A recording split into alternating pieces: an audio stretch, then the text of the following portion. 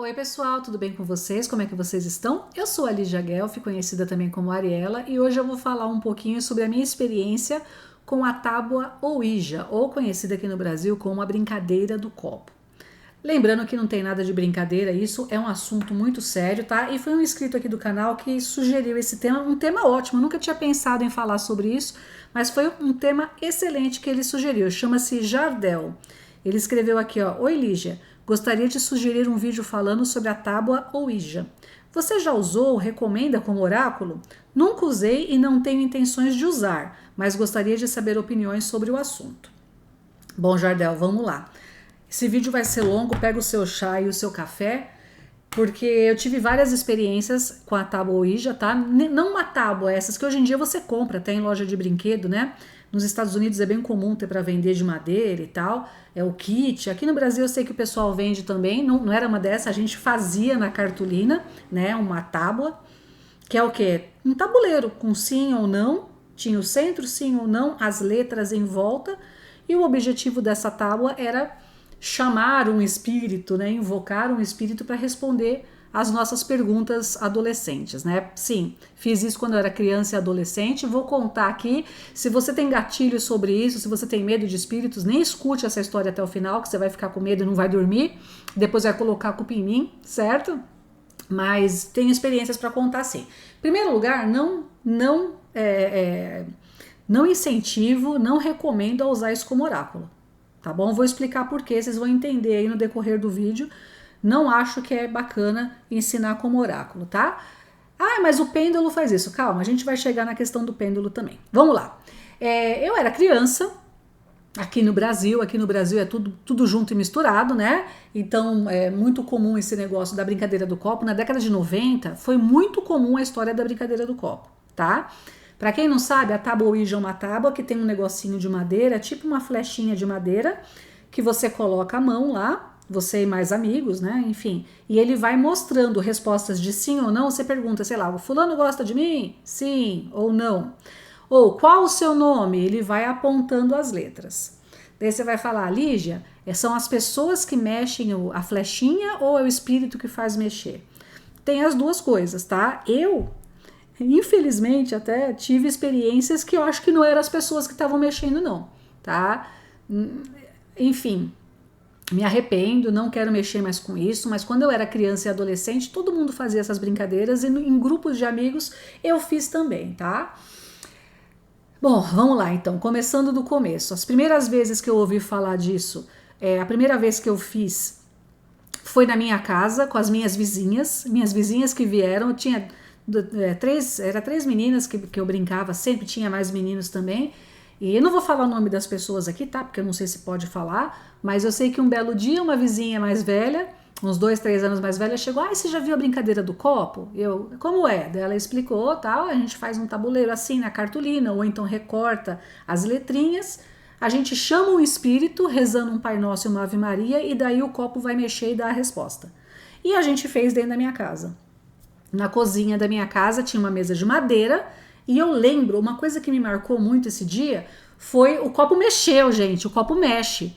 Não sei se vocês já fizeram essa brincadeira. Escreve aí nos comentários para compartilhar com as pessoas que assistirem esse vídeo. Mas o copo mexe, eu juro por Deus que mexe, tá? Não sei qual é a experiência de vocês, mas eu garanto que mexe. A gente tava umas 3 ou 4 pessoas. Colocamos o dedo aqui, tá aqui o microfone, né? Bom, não vou colocar o dedo no microfone que vai que desliga.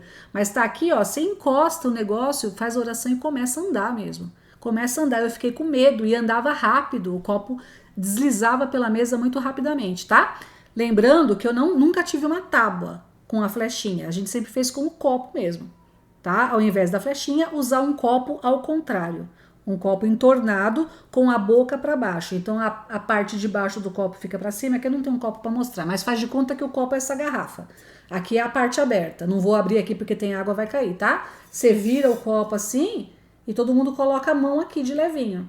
O copo tá aberto aqui, ele vai deslizando na mesa, vai mesmo. Infelizmente ele desliza, tá? E daí essa primeira vez a gente fez e vai pra lá e vai pra cá, a gente ficou lá uns 2, 3 minutos brincando até que o copo tombou. Eu juro pra vocês que o copo tombou. Fiquei com o maior medo, lógico. A moça que trabalhava na minha casa que até cuidava de mim também, ela era tia dessas meninas que brincavam comigo. E ela viu e denunciou para minha mãe. A minha mãe ficou muito brava e falou: não quero que faça isso dentro da minha casa, para disso daí, porque isso daí chama encosto, chama obsessor e não sei o que. Minha mãe ficou muito brava comigo. A minha mãe ficou muito brava comigo, né?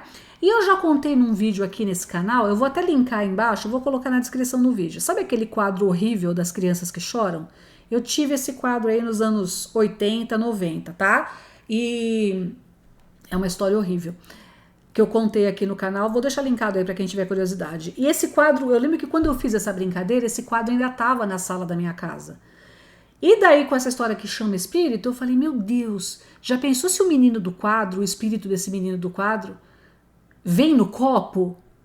Ou se eu tô dormindo e ele vem atrás de mim? Gente, comecei a ficar com muito medo. Depois que eu descobri da história da maldição do quadro e fiz a minha mãe se livrar do quadro, tá? Que eu fiz um escândalo, isso eu tinha 12 anos. Mas a brincadeira do copo eu fiz um pouco antes. Eu lembro que o quadro ainda estava na sala e eu fiquei com muito medo daquele quadro.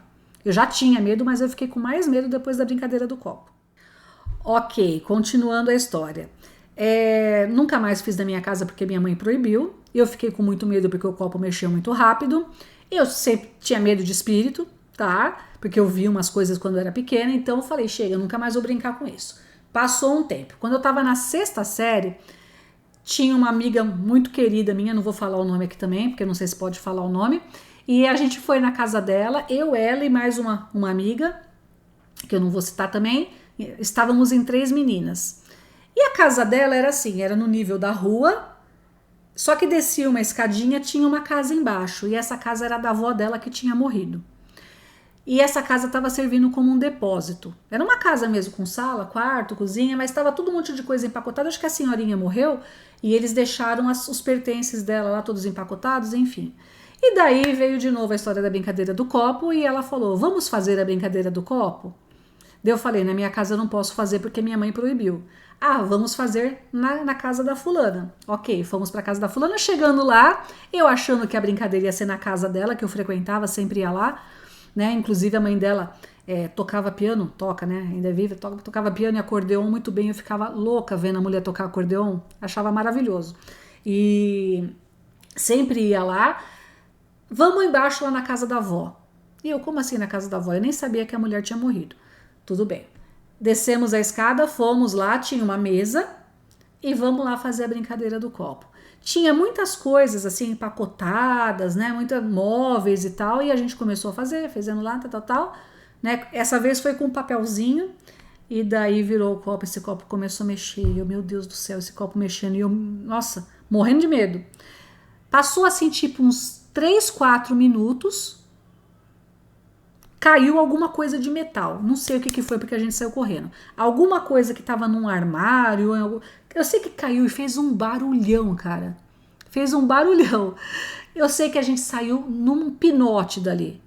Não voltamos para ver o que tinha caído. E quando a gente chegou lá em cima, na casa da menina, ela falou: nossa, aquela casa ali de baixo é a casa da minha avó que morreu.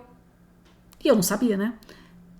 É a casa da minha avó que morreu. Daí a gente, putz, será que o espírito da avó veio, não sei o que? Fiquei morrendo de medo. Então foi essa segunda experiência, fiquei com muito medo.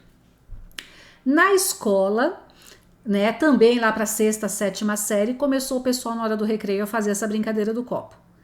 Só que o copo era de plástico, então não dava muito certo. Então nessas vezes a gente não obteve muito sucesso na brincadeira do copo, porque o copo era de plástico, aqueles copos da cantina, sabe? Não mexia muito. Daí começaram a inventar uma brincadeira do compasso. Vocês já ouviram falar da brincadeira do compasso? Que você pegava um compasso mesmo de desenho e colocava aquela parte que espeta dele assim e segurava em cima, e o compasso ele vai meio que girando, né? Ele fica com uma perna aqui, a outra aqui assim, ele vai meio que fazendo assim, certo? E esse compasso girava para lá, girava para cá. Começamos a fazer essa brincadeira do compasso pro sim ou não. Ele dava só sim ou não. Por um lado era sim, por outro lado era não.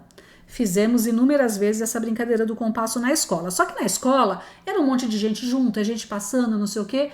Nunca chegou a dar muito certo, mas o compasso até mexia para lá e para cá. Só que aí não teve nada de muito assustador, tá? Depois inventaram a brincadeira da caneta, né? Não sei se vocês lembram disso. Você aí, noventista, né? A brincadeira da caneta, que era uma caneta também, as pessoas ali segurando, a caneta mexia, e tinha gente que pegava a caneta na mão e a própria caneta ia fazendo movimentos. Gente, a brincadeira da caneta, mesmo parecendo uma bobeira, foi a que causou mais problemas. Porque assim, o objetivo de todas essas brincadeiras era conversar com espíritos, era contactar espíritos, entidades ou sei lá o que, né? E a brincadeira da caneta, como ela não mexe tão rápido como o copo, você fala é bobinha, mas foi a que deu mais problemas para mim e para meus amigos. Vamos lá, vou explicar então com detalhes aí, que eu sei que vocês gostam dessas histórias. Quando eu era jovem, eu já tinha uns 14, 15 anos, a gente costumava ficar, eu sou de Guarulhos, né? A gente ficava ali perto do Hospital Menino Jesus, na Vila Augusta. Ainda tinha o Hospital Menino Jesus naquela época, né? Que hoje em dia é tipo um condomínio lá, derrubaram um hospital e fizeram prédios, mas tinha o hospital e o hospital funcionava. O Hospital Menino Jesus era um hospital infantil, tinha um monte de ocorrência e eu tinha meus amigos ali da Vila Augusta, eu era do Gopoúva, que é um bairro vizinho, mas tinha muitos amigos ali na Vila Augusta. E a gente ficava todo mundo junto ali, adolescente, né? Era muito legal, minha adolescência foi ótima, graças a Deus, né? E a gente ficava tudo ali batendo papo, conversando, rindo, tocando violão, né? E um certo dia alguém, não lembro quem, chegou com a história da brincadeira da caneta. Então pegamos um caderno universitário e ficava um pouquinho cada pessoa fazendo ali a brincadeira. Eu, como já tinha, o meu tio era espírita, e ele falava muito desse negócio de obsessores, e eu lia o livro dos espíritos já, né? Eu já jogava tarô fazia tempo nessa época, eu jogava baralho normal também, que eu comecei com baralho normal, depois que eu fui pro tarô, né? Todo mundo gostava de mexer com essas coisas. Até que um certo dia, tinha um menino que eu não vou falar o nome dele, tá? Vamos colocar o nome dele como fulano, vou falar fulano, tá? Que eu não vou citar a pessoa, que eu não sei se pode citar essa história.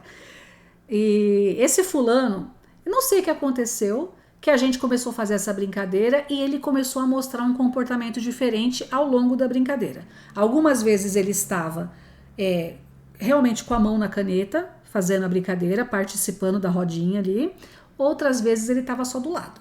Mas esse menino começava a fazer uns negócios estranhos. Ele meio que virava o olho, ele rosnava e a gente, fulano, você tá zoando, né? Você tá querendo pôr medo na gente. E ele começou a ficar muito esquisito. E teve uma vez, assim, muito específica, eu passo essas coisas de medo, teve uma vez muito específica que eu duvidava, eu achava que ele estava brincando, que ele estava querendo pôr medo na gente, mesmo porque ele falava, eu não acredito em Deus, eu não acredito em espírito, isso é tudo mentira e tal. E eu tava com a mão na caneta com uma outra pessoa, que a gente fazia em dupla, né? E de repente ele tava assim do lado e ele ficou com o olhar fixo em mim, assim. E o olho dele, eu não sei explicar, gente. Não sei se vocês já participaram de alguma coisa assim.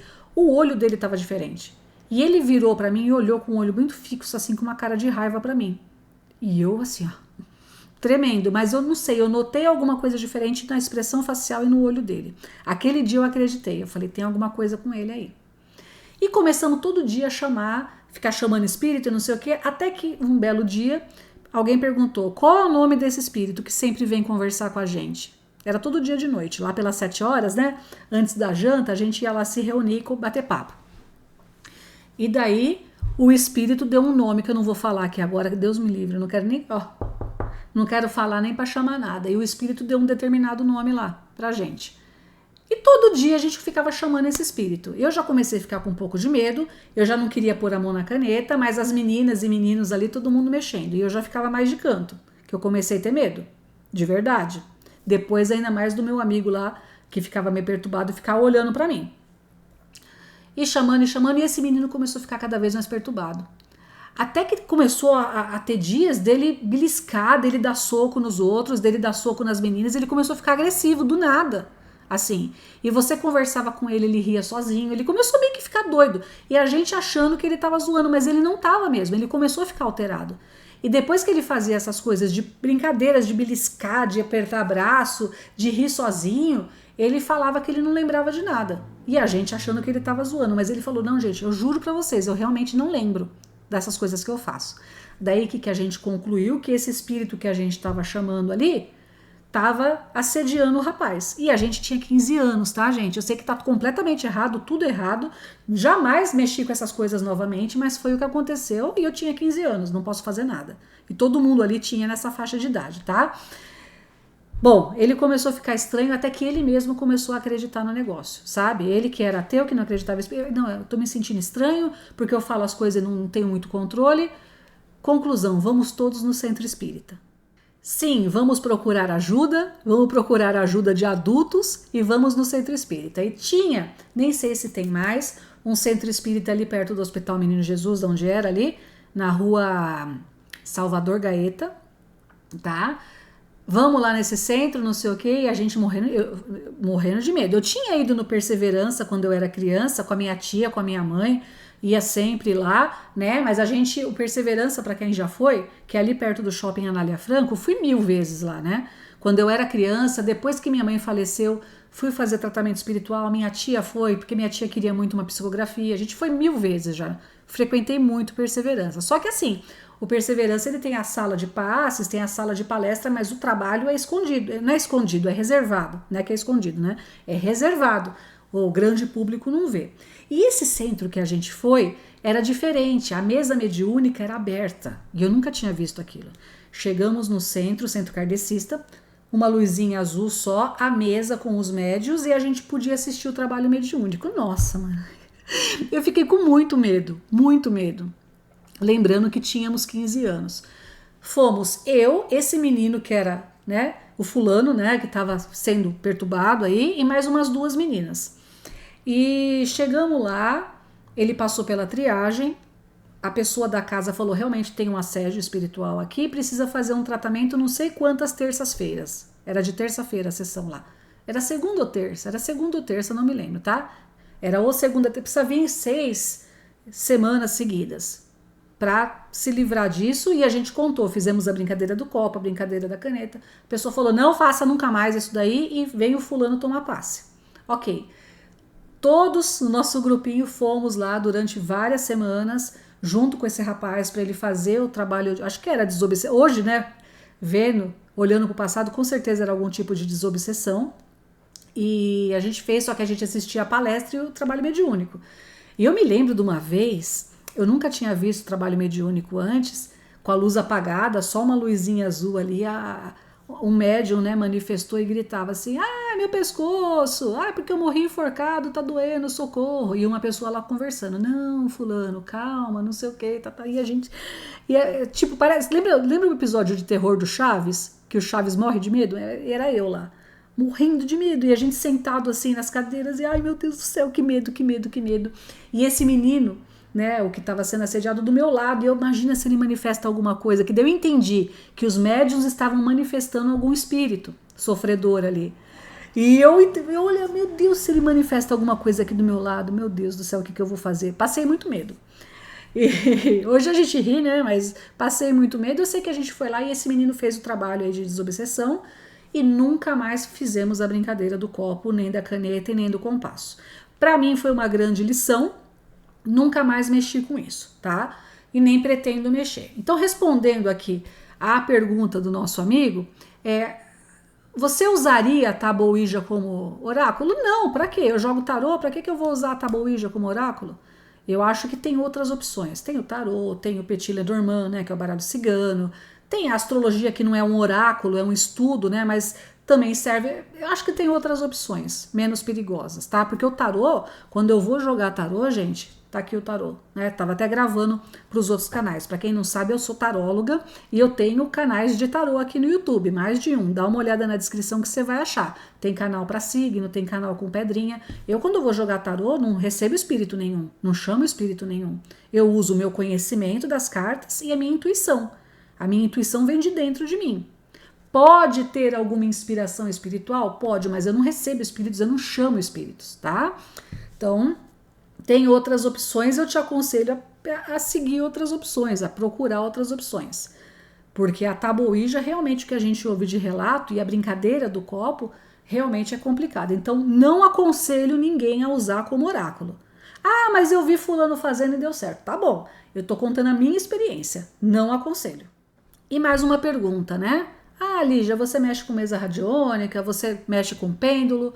Qual a diferença? O pêndulo, gente, a gente aprende em radiestesia, essas coisas, que o pêndulo ele tem micro movimentos que vêm do nosso cérebro. A gente está segurando o pêndulo, não tenho nenhum para mostrar, mas você está segurando a correntinha do pêndulo aqui, os micro movimentos do seu cérebro fazem aquele pêndulo mexer. Daí você poderia falar, será que não é o micromovimento do seu cérebro que faz o copo mexer? Pode ser. Só que todas as vezes que eu fiz a brincadeira do copo e vejo pessoas fazendo Tabu Ouija, há uma invocação no começo. A pessoa reza lá um Pai Nosso, uma Ave Maria e chama.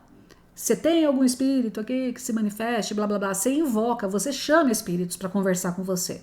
Quando eu estou trabalhando com o pêndulo, eu não chamo espíritos. Eu sei que aquilo lá é um reflexo do meu inconsciente. Então veja que tem duas maneiras de você trabalhar, tanto com oráculos quanto com o pêndulo ou até com a Tabu Ouija, se você quiser mexer.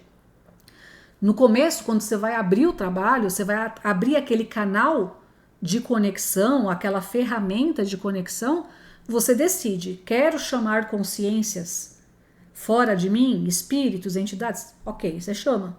Se você não quer, você trabalha com a sua intuição, você tem a consciência que você não está chamando ninguém ali, tá? Então essa é a diferença que eu vejo. Quando eu vou mexer com o pêndulo, eu não chamo ninguém. Eu sei que é alguma coisa da minha intuição que está se manifestando ali, tá? Tudo é questão de escolha, tudo é questão de preferência. Não sei se está certo, se está errado, cada um que faça o que quiser, mas eu, na minha vidinha, não quero me meter com Tabu Ouija e muito menos com brincadeira do copo. Então é isso, espero ter compartilhado aí com vocês a minha experiência, que tenha sido útil para você esse vídeo. Se você tem experiências com esse assunto, deixa aí nos comentários, que as pessoas adoram ler, que as pessoas adoram saber. Eu também gosto de saber da sua experiência, então pode contar a sua história aí sim, que vai ser bem legal, vai adicionar conhecimento ao nosso vídeo. E espero ter levado aí um conteúdo bacana para vocês, tá bom? Um beijo, fiquem com Deus e até o próximo vídeo. Tchau!